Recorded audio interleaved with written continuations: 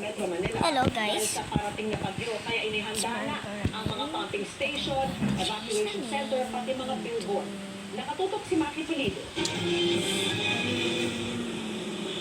Sinimulan ng itupi ang ilang mga higanteng palpurin sa Metro Manila bago dumating ang bagyong tatawaging Uwan. We have more than 40 areas na identified as flood prone. So yun po ang binabantayan. So kiniklear na po natin yung mga My dog is here licking my head.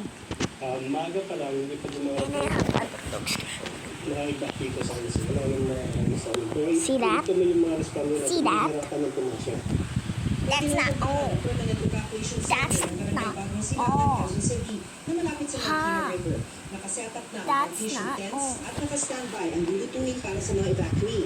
Handa na rin ang mga relief goods, hygiene kits at ang mga gamot kabilang ng doxycycline na pangontra sa leptospirosis. May lugar para sa mga ililikas na alagang hayop. Mabilis i-check-in ang mga evacuee sa center